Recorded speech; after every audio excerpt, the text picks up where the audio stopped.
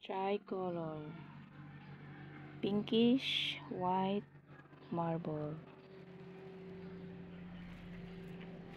So, need na iripat para lalong gumanda. Ito yung kaniyang pot. Ayan. At ito yung potting mix natin. Carbonized risal. Decomposed risal. So, yan lang muna. Kasi parang hindi sila hiyang sa kukupit.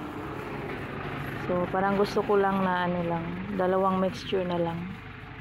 Kasi nag-try ako, parang bumagal yung paglaki ng mga anpol ko. Yung nilagyan ko ng kukupit. So, it's time to repot. Para lalong gumanda at lumaki. Itong si pinkish white marble. Okay, let's repot. Remove the pot or the plant in a pot.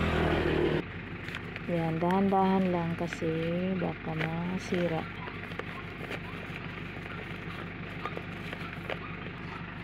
Yan, ito yung mga roots niya. Uy, may mga insekto sa loob. So, i-remove natin yung soil kasi may mga insekto. Pero lagyan natin yan ng oregano. Ito yung oregano natin na na-harvest ko sa bakanting lote. Ayan.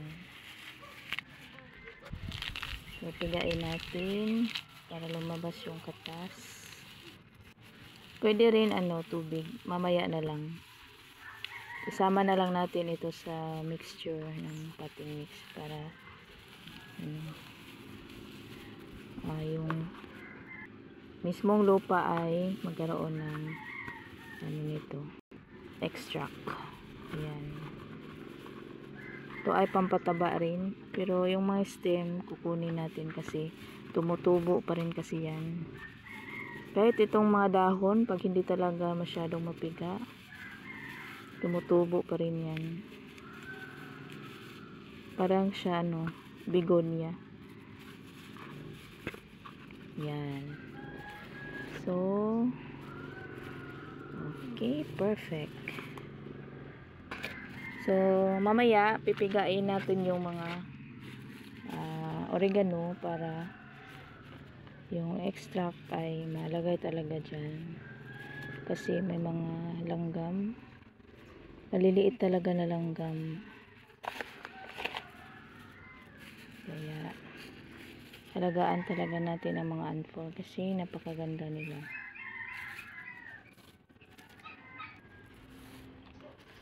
Yan, tabunan natin yung mga ugat.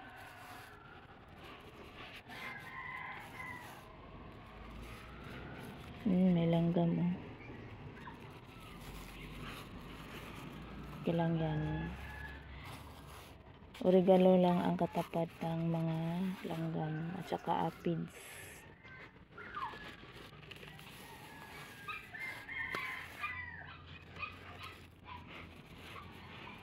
Iba talaga ang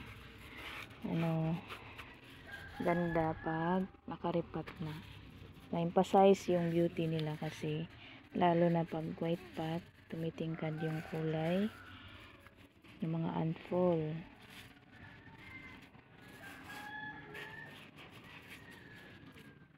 See?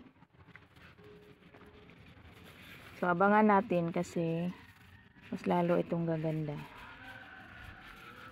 Yan, for sale na ito soon or di ba kaya for collection na. Depende. Pero as of now, not for sale muna.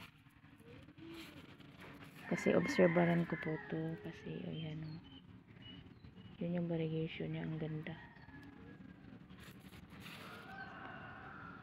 38 pesos yung bawat isang pot. Yan, ganda.